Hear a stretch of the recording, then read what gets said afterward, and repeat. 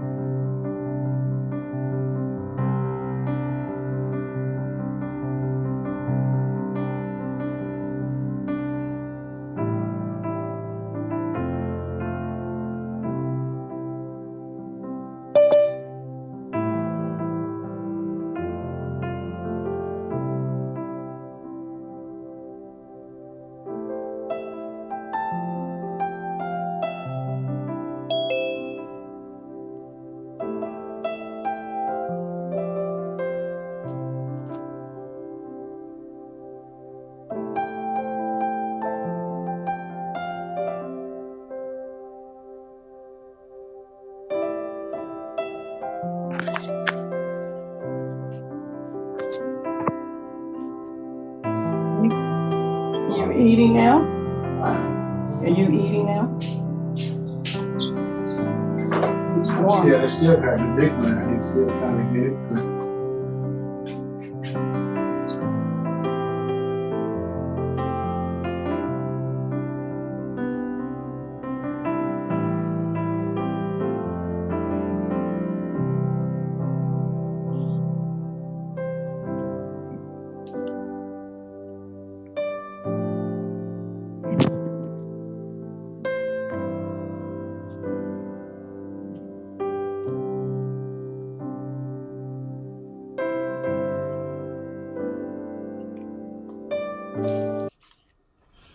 All right, how's everybody doing?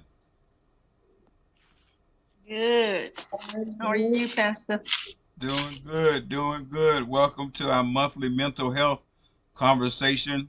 Want to thank everybody who joined us today. Want to thank you for joining us today. We're going to talk about dealing with depression and anxiety.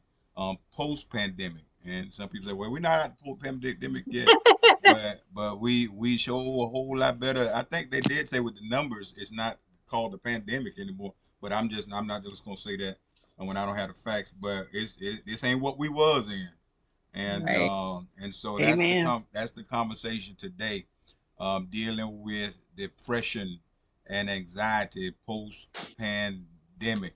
Everybody that's watching, if you all could do me a favor and go ahead and share the post. Muffin, what's going on, lady? Go ahead and share the post. I would appreciate it. Linda Slater, thank you, madam.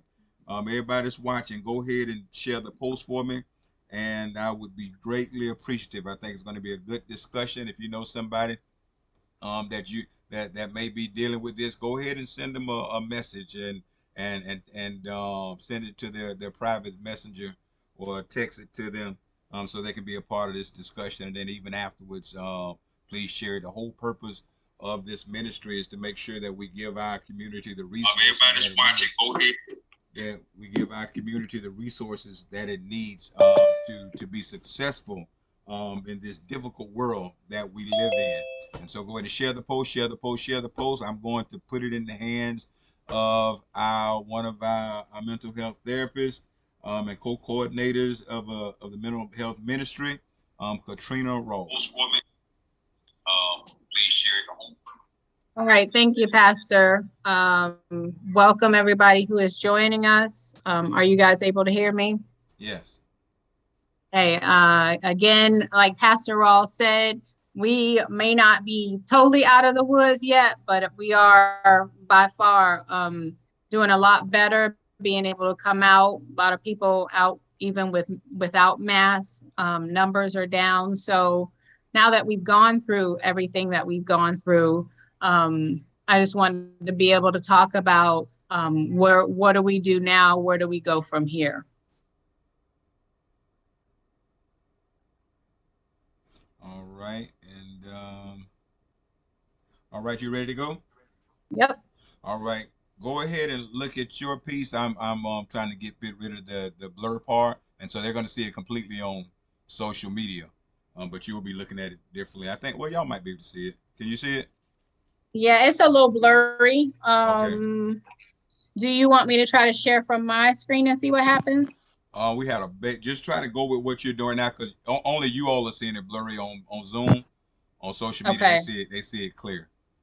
Okay, because I gotta be able to read. So. Okay. But you can look at yours. Okay. Yeah. All right. Look at yours, and I'll just well. We had a little struggle last night, so I don't want to go back down that road. But okay. All right. Let me try. Whoop. Now I can't see you guys. Hold on. All right. Okay. So first slide after the next slide, Pastor. Okay. I'll try to see yours and see mine at the same time. All right. All right. So what is depression? One of the definitions I found for depression is it's a common mental health disorder. It affects more than 264 million people worldwide. It is characterized by persistent sadness and a lack of interest and pleasure from things that you have previously found rewarding and enjoying. And next slide, Pastor. And then what is anxiety? One of our other things. And I keep losing my thing. All right, I'm gonna get this right. It's an abnormal, overwhelmingly sense of apprehension and fear. Usually it's marked by physical signs such as tension, sweating, increased pulse rate. It's also marked by doubt concerning reality, if something's really a threat or if you're just perceiving it as a threat, and then by self-doubt about one's capacity to cope with whatever that issue is. Next slide. Okay, so how does stress add to the depression and anxiety? So we have been experiencing a lot of stress with this pandemic, things that happen that are beyond our control. We're not able to do anything about it. So that does cause stress when you're not able to control the situation that you're in. So when a crisis occurs, whether it's natural or otherwise, emotional stress can be long lasting. And sometimes that stress that carries over is even worse sometimes than the event itself. When you're in a crisis such as a pandemic, it's very important to remember that worrying about your own safety and that of your family, your friends, and other people is a healthy and natural response to a crisis like a pandemic. Feeling profound sadness, grief, anger are also normal reactions. And then eventually accepting your feelings will help with your recovery if there's any overlapping or overlying feelings once things start to settle down. Okay, next slide. Okay, so one thing I want you guys to understand that there is normal, quote unquote, depression and sadness, and then there's clinical depression and sadness. So in normal depression and sadness during a crisis, you're in survival mode. People are dying, people are injured, there's threat to our safety. So our body may go into shock, just as we have when we've had an injury. And it's normal for people to feel that emotional shock after a crisis like the pandemic or everything that we've endured throughout this pandemic. And then there's clinical depression. And the difference is in severity. So it's ranging from relatively mild, transient states of low moods to severe, long-term symptoms. So that's the difference. It's more severe and the symptoms are long-term. In normal sadness or depression, you get sad, things happen, you bounce back, you come back and you're okay. Clinical depression, you're not able to get to that point by yourself. And that's when you try to bring in outside help. These things could have a major impact on the quality of life. When there's chronic depression, it's hard for them to function. It's hard for them to do daily activities. It's sometimes hard for them to even get out of bed. So those are the two differences between normal sadness and depression and clinical depression. And I just wanted to ask Roxalina if she had anything to add to that.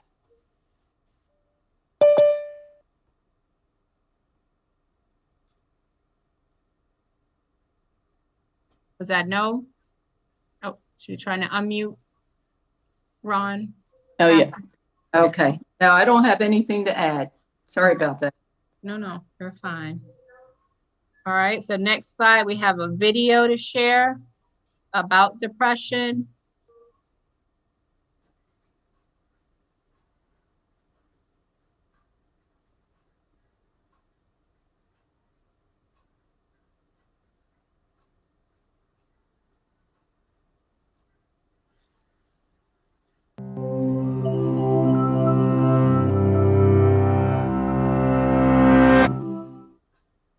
Depression is the leading cause of disability in the world.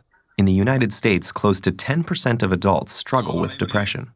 But because it's a mental illness, it can be a lot harder to understand than, say, high cholesterol. One major source of confusion is the difference between having depression and just feeling depressed. Almost everyone feels down from time to time. Getting a bad grade, losing a job, having an argument, even a rainy day can bring on feelings of sadness. Sometimes there's no trigger at all. It just pops up out of the blue.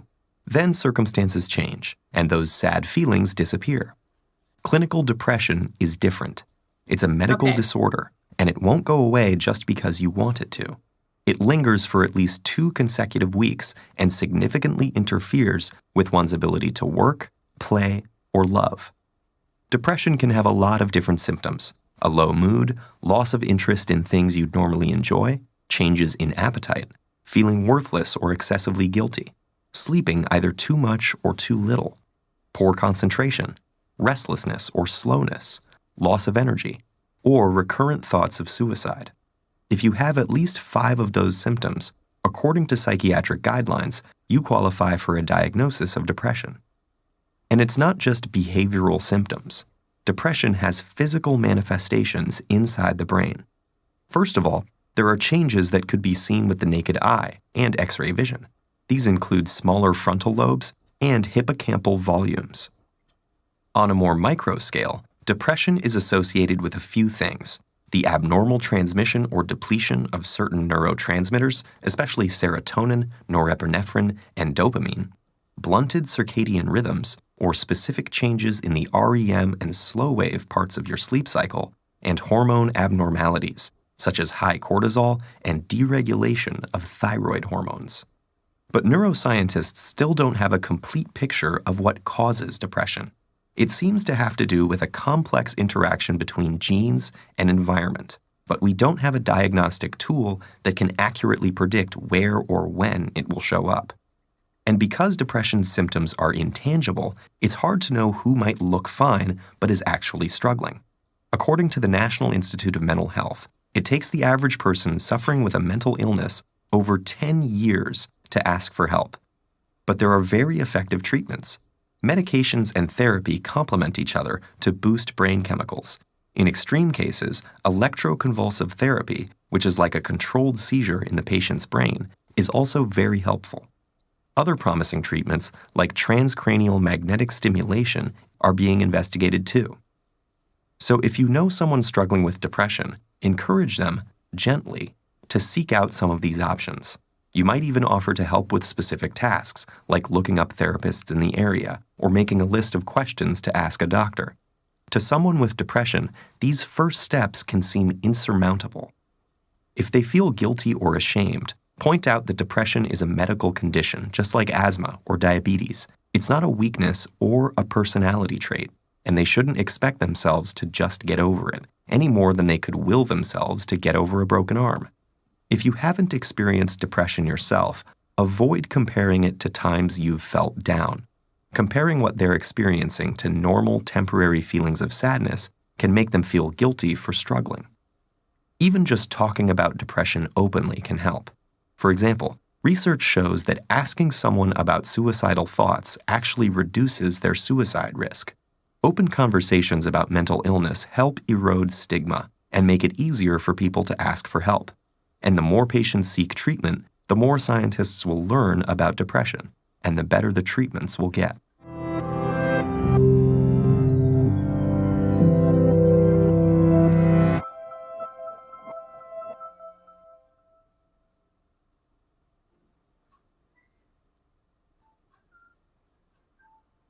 Okay, so again, they talked about how there's normal sadness.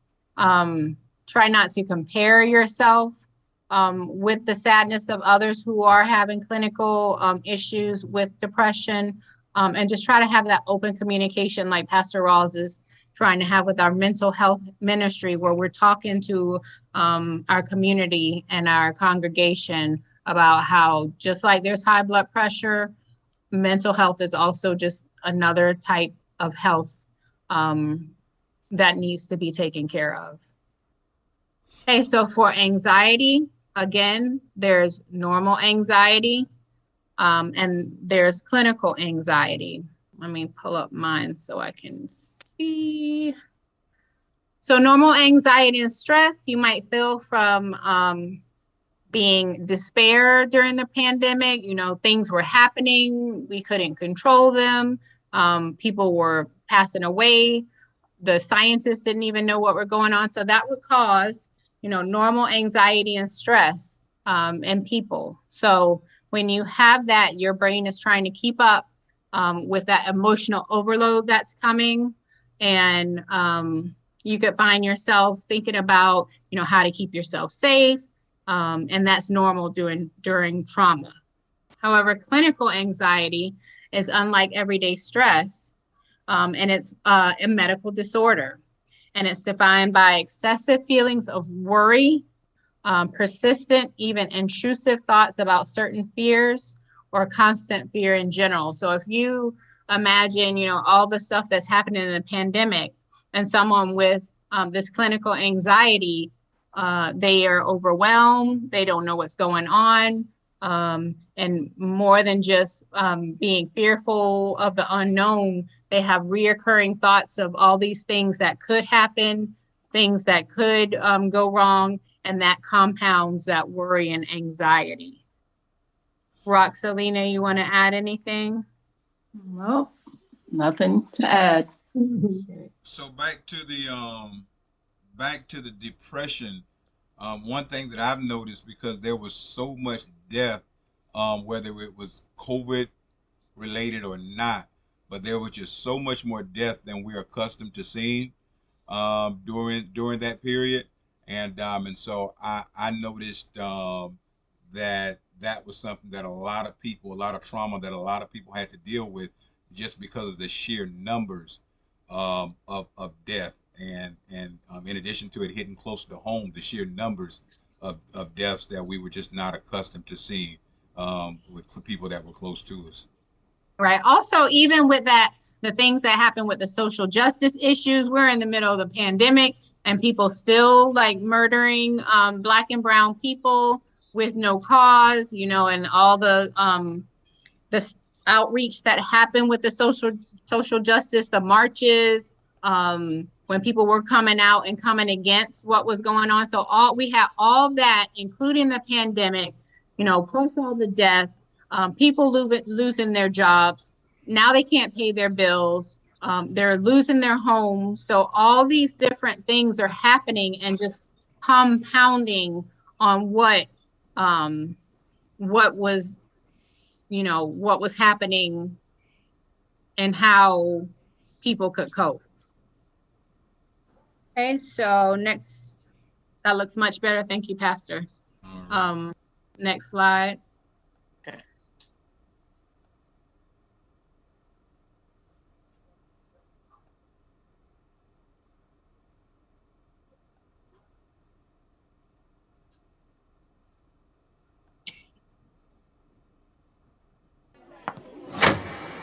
As you approach the podium, your heart rate jumps, your mind blanks, and your chest tightens. You start to feel as if at any minute, you could die. Occasional anxiety is an expected part of life. For a person with an anxiety disorder, the anxiety does not go away. Anxiety disorders can get worse over time. Symptoms of anxiety disorders include restlessness, fatigue, irritability, trouble concentrating, and difficulty sleeping. About 1/3 of U.S. adults experience an anxiety disorder at some time in their lives. Finding ways to relax can help. So can talking about it. Connecting with family and friends can help you cope. If your symptoms don't go away, talk with a healthcare provider. While living with an anxiety disorder isn't always easy, there is hope. With treatment, different types of talk therapy, and possibly medication, you can take back your life. To learn more about anxiety disorders, visit the NIMH website. And if you found this Mental Health Minute helpful, please share it.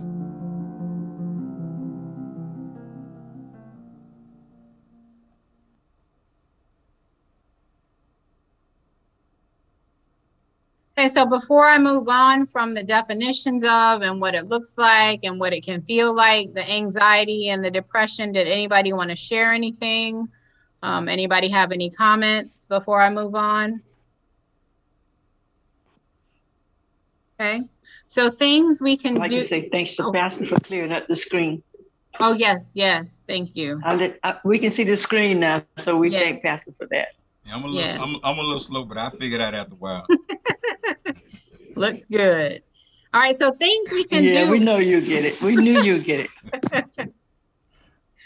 So things we can do after a crisis. A lot of times the crisis is out of our control. When how we react to it, it can be, while it can be confusing, it's still normal. And it's normal to feel powerless during that crisis or during what we were dealing with in the pandemic. So the way that you choose to cope with it is what will help you heal. It's normal to want to avoid it and just say, okay, that happened, let's not think about it again. But that can delay your recovery. So the only way to get through it is to go through it, go through the feelings, go through the emotions. Don't try to just sweep it under the rug. Okay, next slide. Okay, so as there are stages of recovery in addiction, stages of recovery in loss, there's also stages of recovery from trauma. And so although they're not universal and they're not always in the same order, we may not always go through each stage, but these are the 3 different stages of trauma. So stage 1, shock, denial, and disbelief. So in the beginning of the pandemic, you know, we were all watching the news. We were all watching it unfold, just kind of in shock, disbelief. It didn't help that the scientists and the people who are supposed to be experts didn't really have a lot of information to give us.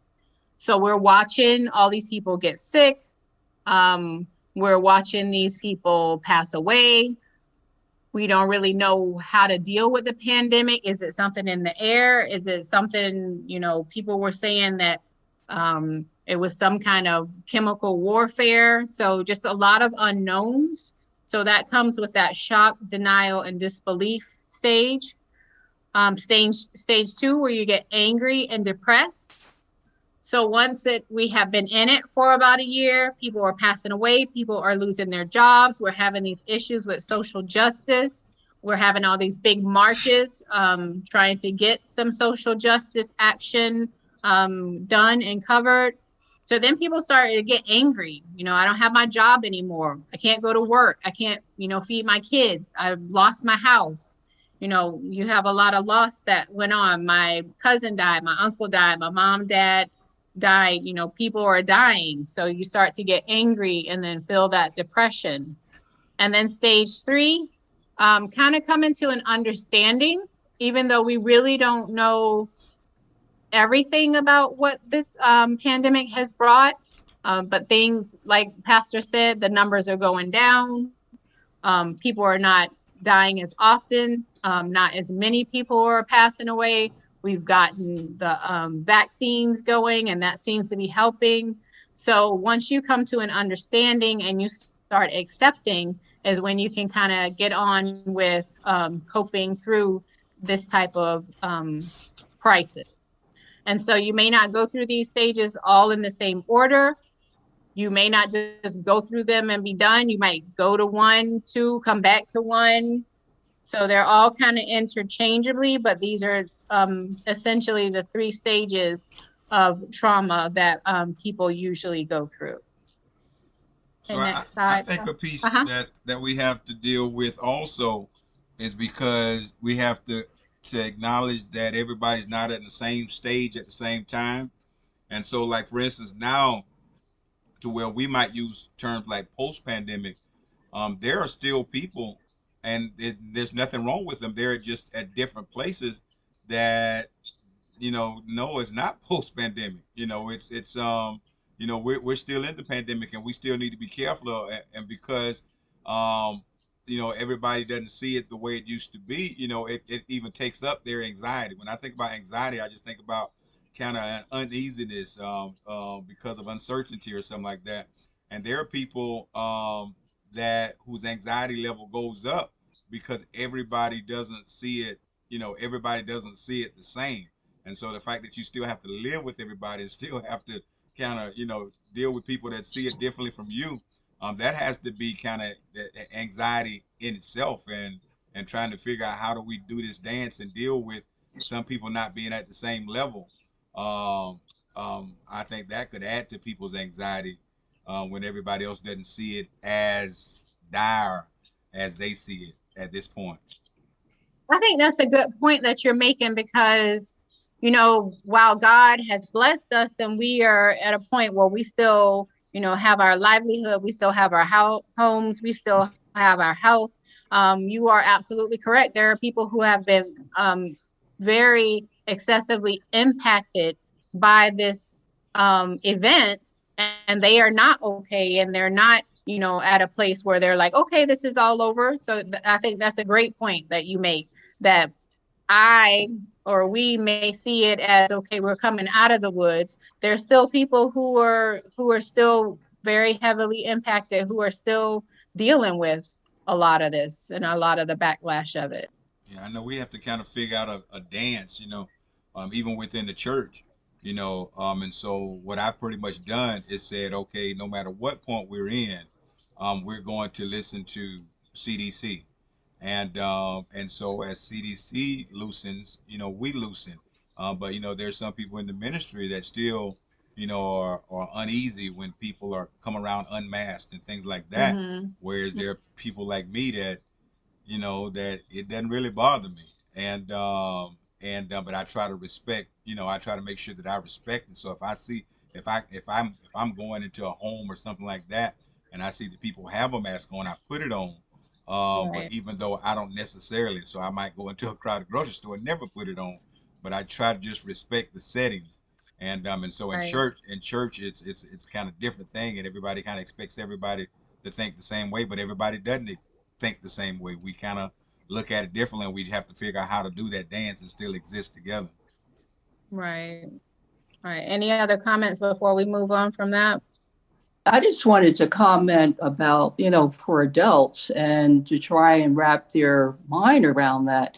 For children, when they see maybe that their parents are struggling, how do you really convey that everything is going to be okay with them?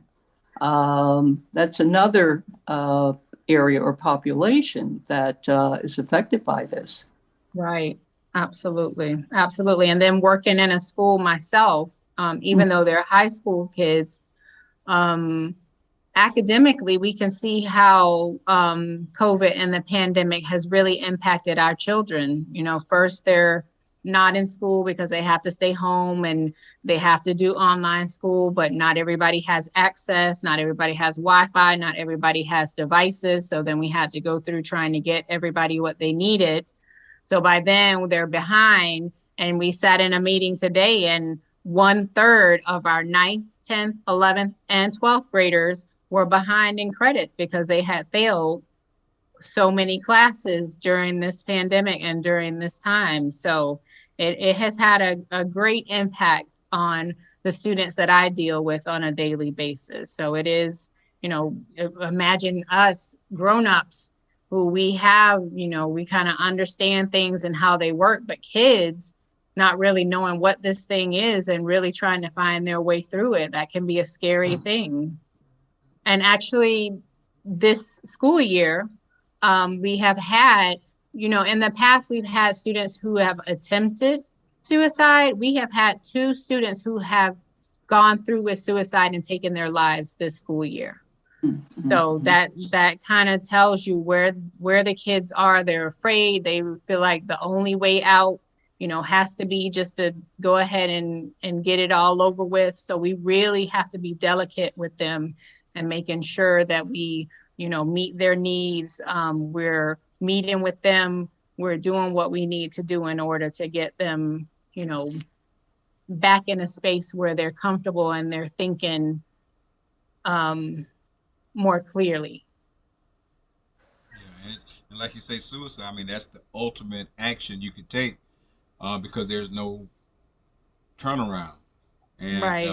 And so it's extremely serious when the anxiety level goes up that high, or the depression, you know, goes that deep, to where someone takes that stance. And so we really have to be able to kind of identify, you know, behaviors and try to call attention to things before somebody makes a decision, and you saying to yourself, I didn't even know it was, you know, it was that serious, or they were at that point, but it's too late now. And so we really have to make these resources available, and just allow people an opportunity to hear and talk and listen and have dialogue.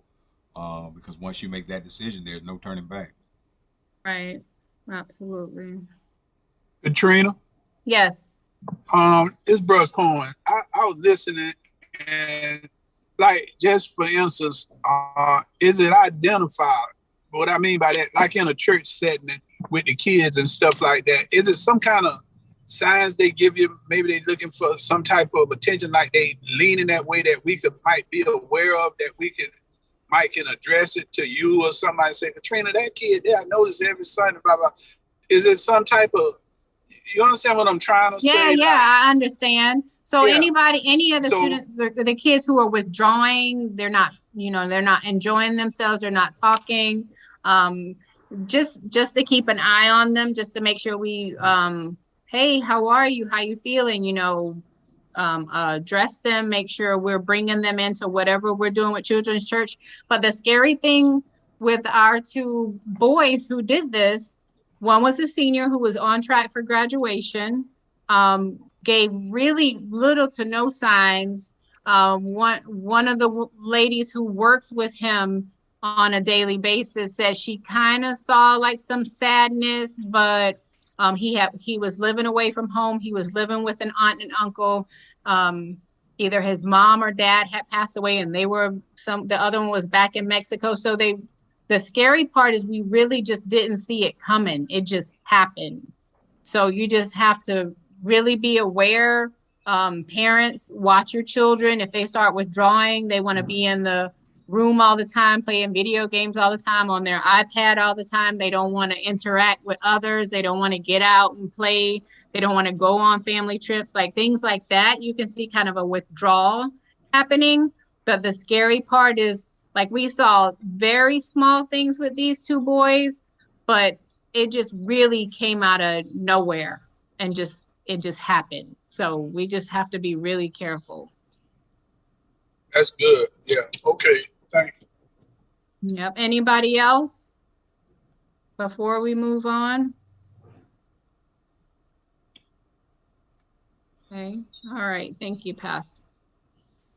All right. So once, you kind of identify, okay, this is what depression is. This is what normal sadness looks like. This is what normal anxiety looks like. And this is what clinical anxiety looks like. Then you need to start thinking about how you cope with this crisis. So making sure that you get your feelings out. If you have someone to talk to, family member, friends that you can trust to speak with and openly. If you don't want to go to therapy, just don't hold it inside. Make sure you have someone that you communicate with and you just kind of talk your feelings out. It's best to try to get professional help, but also just getting things off your chest with somebody you trust with your feelings and your information is also a good way. Talk about what happened. Yes?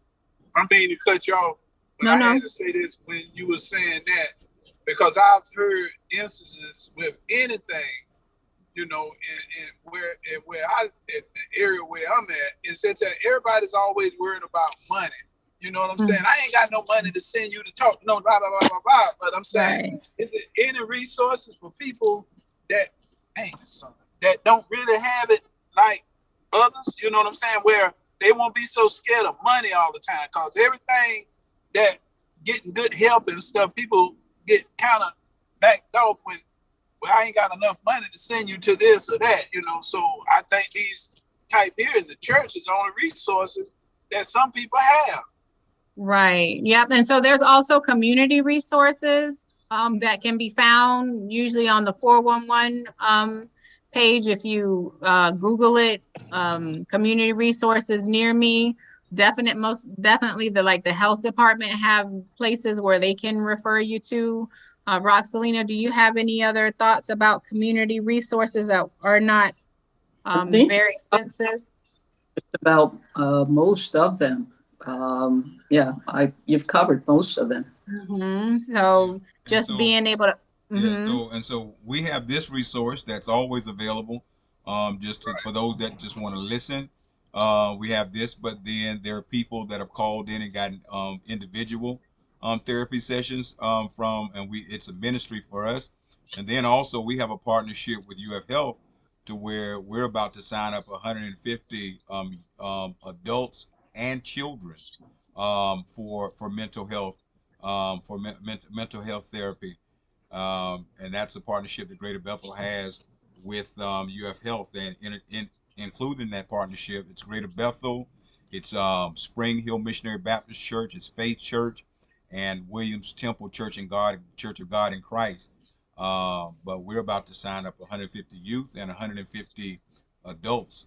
We're in the process of that right now, but that's another piece that's available. So I think when people stay connected, to the church, and the church has access to those resources, and none of those are actually, there's a cost tied to any of the ones that I just mentioned with you, and so I think it's happening to where people are waking up to the fact, and so whether you have money or not, there's access to the help, but you do have to have enough strength or the people around you to reach out and get connected with those resources.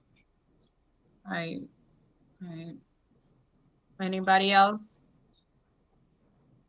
Okay, so as Pastor just said, you reach out to your family. Oh, whoop, I'm not done yet with that one. So as Pastor just said, you reach out to your family and close friends if you feel like you don't have the strength to deal with the crisis, so that they can assist you and help you get the resources you need. Avoid self-criticism. Again, mental health is still health, just like you have high blood pressure, just like you have any other type of issue regarding health. Mental health is still regular health that needs to be looked at, treated, any kind of help that you need to get with it. Making sure you're eating well, making sure you're doing taking some positive actions in your life. Remember, your reactions are likely shared by others. So the more you can share with people you feel comfortable sharing with, maybe they're going through the same thing. So, that you might be able to help somebody else through your testimony of what you're going through. Also avoid, I say amen. Yes. So, making sure you avoid using alcohol and drugs to try to self-medicate, because that only makes the issue worse. Because now not only do you have mental health issues, now you have a substance abuse issue that you're also going to have to be dealing with. And then just making sure you're exercising, even if it's just a walk around the block, couple of blocks, a quick run, anything to keep you also physically healthy. Okay, next slide. All right, so when we're thinking about coping, what we can do to help ourselves, what we can do to help others, we want to start designing our own coping strategies. So there are several things that we can do in order to cope with crisis or stress or anxiety. So physical coping, make sure you're feeding your body, make sure you're eating healthy, make sure you balance your healthy foods if you want to have a cheat day or two in the week, but making sure that you get what you need as far as fruits, vegetables, proteins, so you physically feel well enough to do what you need to do. And then move your body, make sure you're working out, even if it's a quick walk, a short run. If you have a gym membership, that's great. Dancing, if you play sports, that's a good way to get some energy burnt off and get your body moving. You also need to rest. If you're not getting enough sleep, try to nap during the day if you're able to, because when you don't have enough rest and you're not sleeping, that's another thing that gets your brain going and starting to create things that you're not able to, get done because you don't have enough rest.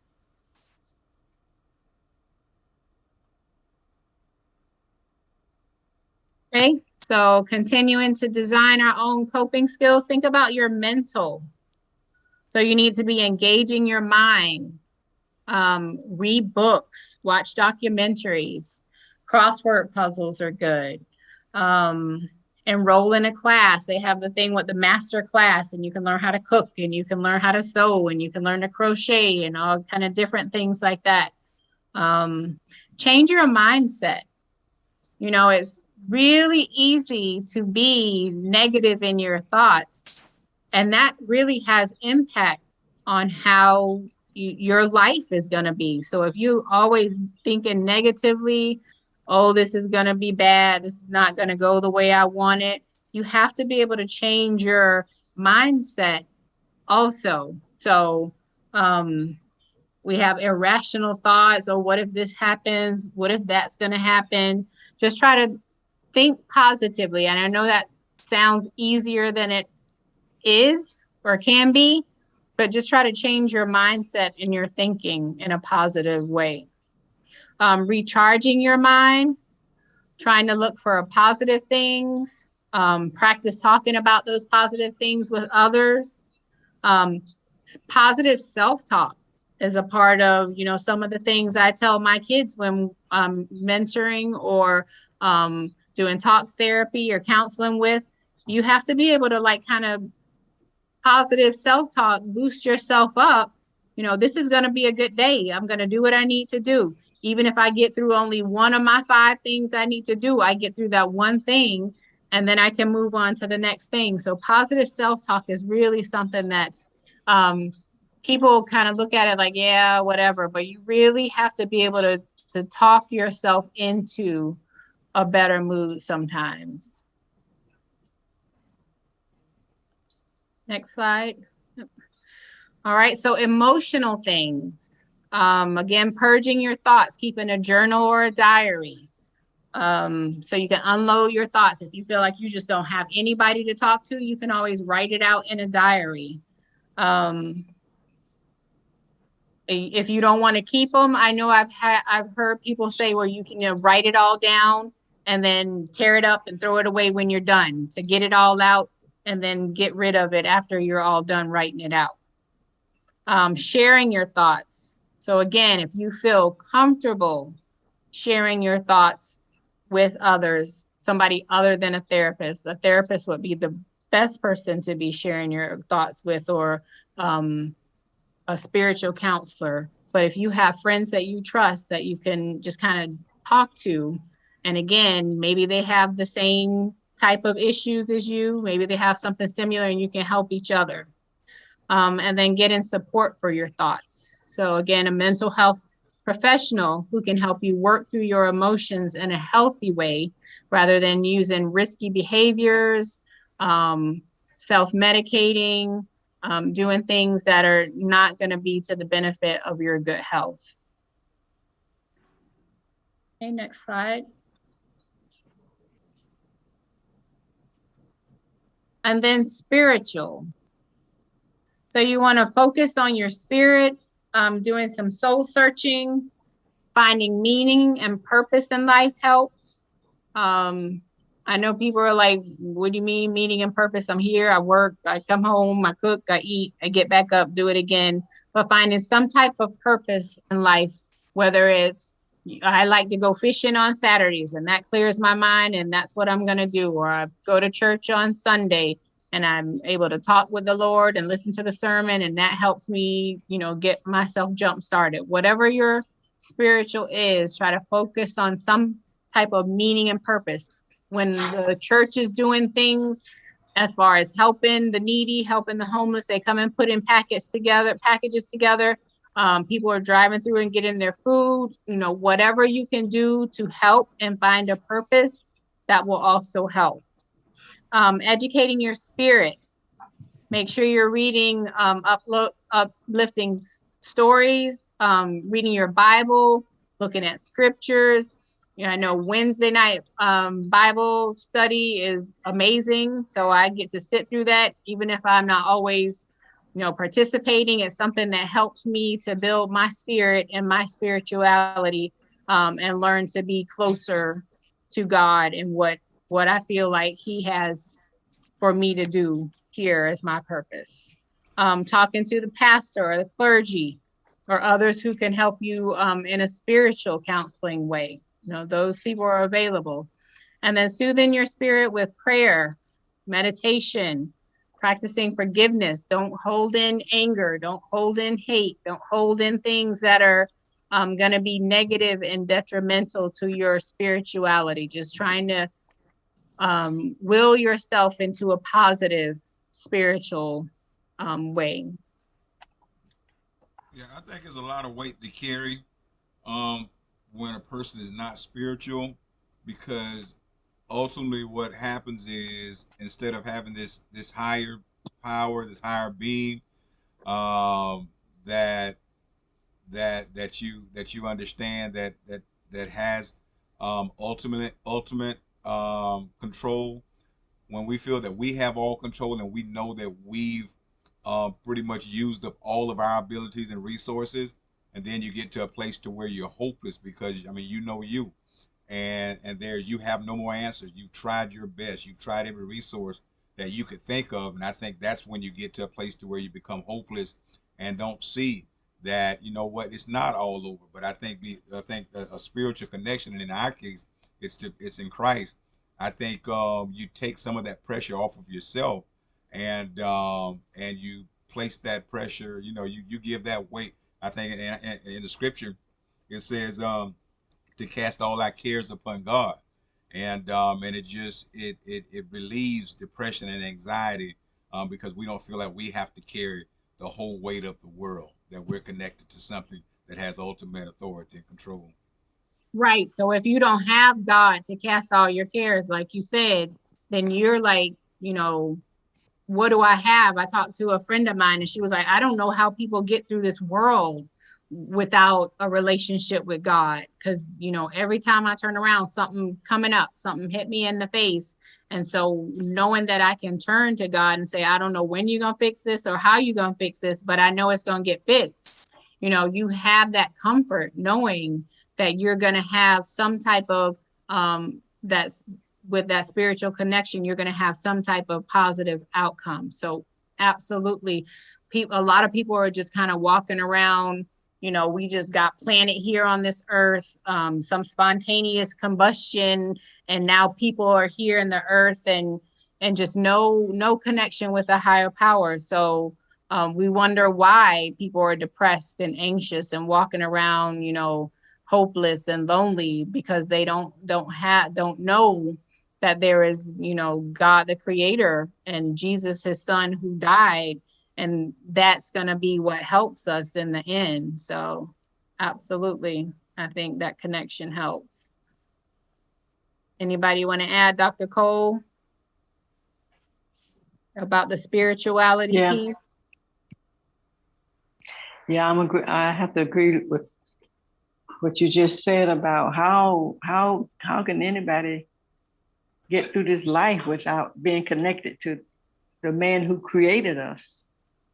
It's just, to me, and I haven't always been as spiritual as I am now, but as I've grown older, I got closer and closer with the relationship with God. And it is important to me to communicate with him daily. And that's what keeps me going. I raised 5 sons and 1 daughter. And it wasn't easy because a lot of the time my husband's military, and a lot of the time he was not there. But I had to hold the grip in my hand, because it takes a strong woman to raise strong men. And you know, I had to let them know that I set boundaries, and some things we just required to do, such as going to church. You know, a lot of people wouldn't take their kids to church, but if you slept in my house and you ate my food, that is a must. Yes, so ma'am. I didn't have that. I didn't have that issue going on, but I just thank God for me being a young mother at the time. But God taught me. I had to rely on him to teach me to be a good mother. Right. And I just thank God that my children have a relationship with God. Yeah. And like Pastor always talks about, even though we grew up in the church, we knew what was right, what was wrong, what we were not supposed to do and supposed to do, even though we went astray. Like, as I had come back and I get closer to God, I just thank Pastor like tremendously for just helping me see that, okay, I just can't be out here doing whatever I'm being grown enough to do, because that's not working. So get in a relationship with the Lord and making promises and keeping those promises. And God has kept me, and I'm talking about overflow, like whatever come to my brain, and Lord, this would be nice. There it is. So as long as you keep that relationship, you keep that spirituality, you are doing as thus say the Lord. Like, people don't understand, like, life can be gravy. So I think it is very important to have that relationship. Amen. I would just like to add something. I think that's what is a plus at Greater Bethel. You have mental health counselors that have a spiritual piece. Every mental health counselor or therapist does not possess that. So if individuals are in an individual session with us or group session, we have that other component that we can share with that person that is coming, that is struggling through difficulties in life. So I just wanted to add that. That's what we have. We have that on our team at Greater Bethel. Absolutely. Absolutely. Anybody else have something on that spirituality piece they want to share? Okay, so I think just the last slide was just talking about May is National Mental Health Awareness Month. Make sure if you're having any of these depressive or, anxiety, stress, that's long-term. We all get stressed, we all have anxiety, we all feel sad sometimes, but if it's long-term, persistent, severe depression and anxiety, please make sure you talk to someone, you find a support system, you have somebody help you get through whatever you're going through, because there are treatments, there's talk therapy, there's other things that you can discuss with your mental health providers, but just make sure that you're treating it as any other health issue. It's not anything different than heart disease, than high blood pressure, than issues with your eyes and needing eyeglasses. It is just health that needs to be taken seriously, that needs to be dealt with. And just to add to that, as I often say, society designates Mental Health Month. Mental health is important to talk about and be aware of every single day. That should be a discussion with individuals. Absolutely. Yep. All right, Pastor, that's what I have. Any closing thoughts from anybody on with us, or Pastor, anybody asking any questions online, Facebook? Yeah, Sister Davis mentioned that, there were some schools that have developed time during the week, one day each week, to allow students to vent their emotions as a mental health therapy session to help prevent suicide. And then she also asked the question, where can one find the classes here in Gainesville, like cooking, sewing, and gardening? Did somebody mention something like that? Yeah, so I talked about the master classes. Okay. I think it's something online, not necessarily locally, but tell her to Google master classes, and they have just like hundreds and hundreds of things that you can go online, and they have a class for anything that you are interested in. But tell her to Google master classes. And I think we just also have to kind of because I know that I'm guilty of it. Sometimes we label people as just Debbie Downers. That's not language we use, but but we just like people that just kind of pull the party down. People always complaining.